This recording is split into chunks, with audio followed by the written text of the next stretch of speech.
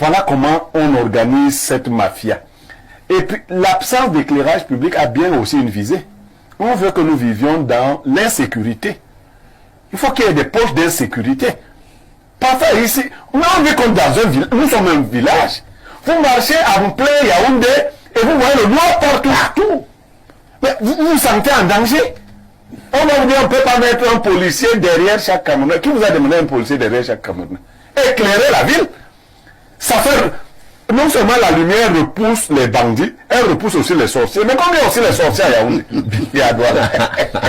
Faut pas la lumière. Et ça vaut rien. C'est même le siège. On est dans un village où les gens veulent encore avoir leur site de sorcellerie.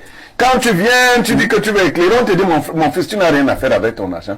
Nous, c'est notre giron ici, c'est ici que nous nous déployons. Donc, nos grands villages ont de la peine à se développer. Nous expliquons aux enfants que les gens payent des taxes pour entretenir les routes, pour éclairer les routes. Mais, au finish, les enfants, quand ils marchent dans le noir, ils vous demandent, mais papa, tu avais dit qu'on paye pour... pourquoi c'est toujours éteint? Il faut des maires qui aiment notre population.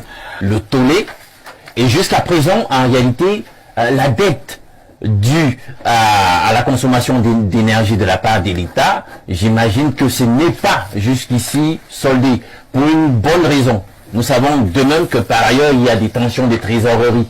Il y a des tensions de trésorerie et c'est difficile d'avoir comme ça sur le coup à payer des dizaines de milliards quand là-bas de l'autre côté on doit ci ou ça aux anciens, de l'autre côté il y a ceci, les infrastructures là qui sont en train d'être budgétivores, on investit 10 fois 4 fois le même montant sur l'infrastructure en question et puis ce n'est pas toujours livré, etc. Donc on est sur le fil du rasoir et ça devient compliqué puisque, disons-le nous, la fourniture d'énergie on la donne pas gratuitement. Hein? Quelqu'un paye. Soit ce sont les municipalités, soit c'est la communauté, soit c'est un autre niveau, c'est l'État, c'est le gouvernement qui doit payer. Donc quand on ne paye pas, on coupe. On coupe. Et on voit donc comment le fait d'être dans le noir, vous le savez, on ne sait plus, parce que moi je suis souvent étonné quand j'appelle du côté de Douala et on me dit du côté de Bonabéry, vous imaginez un quartier industriel comme Bonabéry, on te dit, ça fait 3 jours, ça fait 2 jours qu'on n'a pas d'énergie à Bonabéry, monsieur. Et on se dit, c'est très profond, le mal est profond, et là comment ce pays va se mettre en marche, comment il va générer la croissance qui est attendue pour susciter le bien-être qui est escompté de la part des Camerounais, de l'ensemble des citoyens. C'est pas possible. Maintenant, avec la pauvreté qui est en train de s'affermir chaque jour un tout petit peu plus, on a donc la problématique même de la sécurité qui se pose et vous avez donc l'éclairage public qui est absent. Du coup, ça donne donc occasion à faire foison de l'insécurité. Vous allez donc voir des gars qui pourront faire leur travail, d'awasheur, comme on dit au quartier, le plus aisément possible. Ils réfléchiront le plus longtemps possible pour voir où se mettre avant de faire leur travail. Ils auront une plénitude, un ensemble d'endroits quand même qui sont légion maintenant, où ils peuvent à partir d'une certaine heure aisément passer à des larcins, il y a des forfaits. Donc c'est un peu ça, c'est un problème qui a des ramifications beaucoup trop profondes. Merci Alain Douc, Rodrigue d'Albert et Vina. Je dois dire que nous avons bien circonscrit cette problématique. Nous sommes là au niveau vraiment des routes. Au niveau des routes. C'est-à-dire que quand vous prenez l'embranchement, par exemple, qui va du côté du palais de Congrès, nous sommes là à Yaoundé, dans la nuit, c'est le noir, et vous avez plusieurs avenues comme cela. Quand vous passez vers là autour de 20h, 21h, si vous croisez un monsieur qui a attiré son herbe, vous êtes mal parti. Il n'y a pas de lumière. Comment comprendre que nous sommes dans des villes, les routes ne sont pas électrifiées? Monsieur Parfait, ici, je pense que c'est un problème de conflit de compétences. Ça veut dire quoi? C'est un gros mot. Quand je parle de conflit de compétences, je pense... Les compétences bagarres. Non, je pense à toutes ces institutions dont les compétences sont fortement concentrées sur les grandes métropoles. Vous avez le ministère de la ville, vous avez...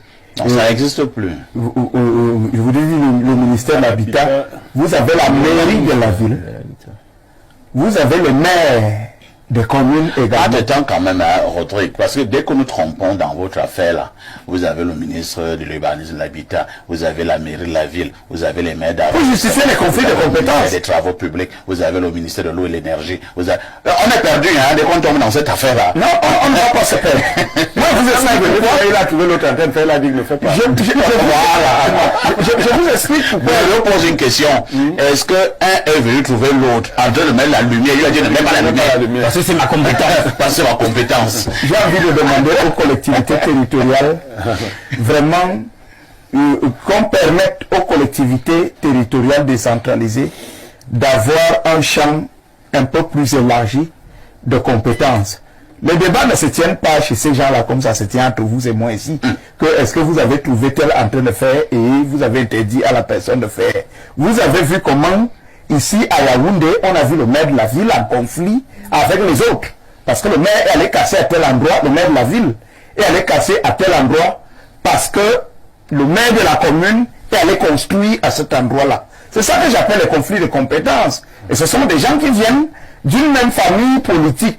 Moi, je pense que, étant à l'ère des collectivités territoriales décentralisées, si ces maires-là sont vraiment des élus du peuple, qu'on permette effectivement à ces maires-là de pouvoir agir de manière un peu plus libre sur des champs de compétences qui correspondent ou alors qui sont étroitement liés aux aspirations des populations.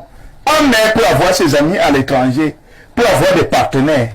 Et ces partenaires peuvent par exemple lui proposer une certaine intelligence. Parlons un peu des énergies renouvelables.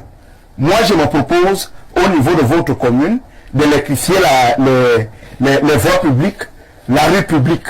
Mais si le maire, lui, il a ses moyens, il a ses relations, il a cette possibilité de pouvoir électrifier son arrondissement, il ne faudrait pas qu'on l'appelle au niveau du grand parti, je ne sais pas trop où, pour lui dire qu'en réalité, c'est elle qui doit agir là. Parce qu'en réalité, voilà ce que prévoit le texte. Mais il y a une loi de 2019 qui définit les prérogatives de chacune des entités. Je vois. Moi, je me dis que c'est forcément ça le problème.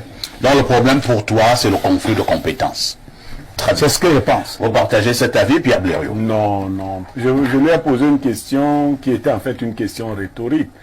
Ce qu'il vient de décrire, là, les maires ont tout à fait le droit d'électrifier leurs arrondissements. Dans les zones reculées, on a vu des... C'est clair, la loi est claire. Donc les maires ont tout à fait ce droit et vous avez même donné un schéma. Si nos maires ont des contacts, ils peuvent se faire accompagner. On a l'impression que leur contact, c'est pour qu'ils construisent des choses qui leur appartiennent à eux-mêmes. Quand les maires, nos élus, entrent en contact avec les financiers de l'autre côté, ce qui déçoit souvent les gens, c'est que lorsque ces gens proposent de faire des actions publiques, nos élus disent non.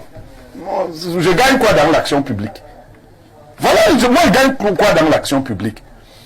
Pour électrifier par exemple la commune, je prends une commune, Yaoundé 3, Yaoundé 5, on peut vous dire voilà, il faut 5 milliards.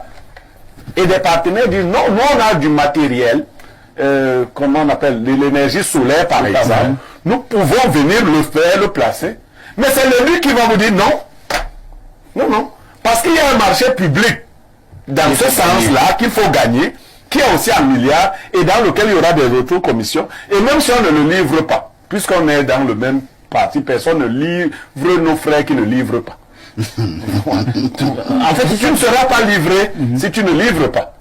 Mais il faut quand même délivrer les autres. Il faut libérer. Donc, voilà comment on organise cette mafia. Et puis, l'absence d'éclairage public a bien aussi une visée. On veut que nous vivions dans l'insécurité. Il faut qu'il y ait des poches d'insécurité. Parfois ici, on vit comme dans un village. Nous sommes un village. Vous marchez en plein Yaoundé et vous voyez le noir partout. Mais vous vous sentez en danger. On va vous dire, on ne peut pas mettre un policier derrière chaque Camerounais. Qui vous a demandé un policier derrière chaque Camerounais? Éclairer la ville. Ça fait non seulement la lumière repousse les bandits, elle repousse aussi les sorciers. Mais comme il y a aussi les sorciers à Yaoundé et à Douala, faut pas la lumière. Ça vaut rien. C'est même le siège. On est dans un village où les gens veulent encore avoir leur site de sorcellerie. Quand tu viens, tu dis que tu veux éclairer, on te dit mon fils, tu n'as rien à faire avec ton argent. Nous, c'est notre giron ici, c'est ici que nous nous déployons. Donc, nos grands villages ont de la peine à se développer. Nous expliquons aux enfants que les gens payent des taxes pour entretenir les routes, pour éclairer les routes. Mais au finish, les enfants, quand ils marchent dans le noir, ils vous demandent, mais papa, tu avais dit qu'on paye pour... pourquoi c'est toujours éteint? Il faut des maires qui aiment notre population. Bernardo Basson, Blériot a fait tout à l'heure allusion à l'énergie solaire. Je voulais justement en parler. Si même cette énergie qui vient des barrages est déjà compliquée, mais l'énergie solaire est là. Pourquoi justement ces maires et toutes ces autorités en charge de ce domaine au Cameroun ne prennent pas cette initiative à l'aide de l'énergie solaire de pouvoir électrifier nos routes dans nos grandes agglomérations? Vous me posez sincèrement la question. Bien sûr. Parce que, en fait, vous êtes toujours très pertinent dans vos questions, je le dis tout le temps, même si parfois ça fait rire parce que la réponse est évidente. La réponse est simple. Dans un État, la systématisation des choses est adossée à la priorité politique. Au Cameroun, la priorité politique n'est pas sociale. Voilà la réponse. Ça veut dire les maires, qui sont des personnes censées agir avec une fibre politique plus importante au Cameroun, ne sont donc pas habités par le souci supérieur et prioritaire de satisfaire les populations. Un maire qui est un homme politique, s'il met la lumière sur les routes de son arrondissement, il ne sera plus élu à la prochaine élection. On va lui demander qui lui a demandé de faire ça. On l'a d'abord demandé. Mais c'est ceux qui l'ont placé là. Parce que nos maires sont élus officiellement. Est-ce que ce n'est pas une histoire de pouvoir... moi, je vois que vous défendez les maires. Oh, non, au contraire. Les gens qui placent dans les maires ont donné les lignes de conduite aux maires en disant, par exemple, ne mettez pas de l'eau dans vos arrondissements, ne mettez pas la lumière, n'arrangez pas les routes, ne donnez pas des effets scolaires aux établissements, c'est ça? Si ces maires décident de le faire dans leur localité, parfait ici, où est-ce que les personnes qui les placent trouveront encore des poches pour prendre de l'argent et le garder pour elles, ces personnes-là? Vous comprenez que notre système, notre projet politique au Cameroun n'est pas social. Dans notre pays, voilà c'est l'exemple des routes à Yaoundé dans la nuit. Voilà un exemple. Et ici, on vous récupère. Et dans un maire qui met de la lumière ici, on va lui tirer. On va demander de faire ça. On va le mettre à jour. C'est même pas beau comme ça. Toi, tu ne vois pas que c'est beau. On va le mettre à jour. Il faut quand même la deuxième chose, parfois, ici, parlant de l'énergie solaire, le Cameroun ne devrait pas avoir ces débats. On l'a dit ici plusieurs fois. Parce que parfois ici, en termes de générosité naturelle, le Cameroun est un pays béni. Ça veut dire climatiquement parlant, énergie hydraulique. Le Cameroun a un des plus grands bassins hydrographiques d'Afrique. Oui. Il n'y a que les pays comme le Congo qui sont au-dessus avec le plus grand fleuve. On a même une sortie sur l'océan. L'énergie solaire. Le Cameroun est un pays dans lequel il fait chaud pratiquement toute l'année. L'énergie géothermique, l'énergie fossile. On peut, éolienne, parce qu'on a le vent au Cameroun. On peut utiliser toutes ces énergies, sauf que ce n'est pas le projet politique et il ne faudrait donc pas compter là-dessus avec le régime en place. Peut-être le régime d'après viendra avoir cela en priorité, mais pour le moment, puisque l'énergie va inexorablement nous conduire... Est-ce qu'il y aura un régime après? Ici, il y en aura, monsieur Yemek. Tôt ou tard, je serai déjà mort, mais il y en aura. C'est pas grave, il y en aura. Lisons quelques préoccupations.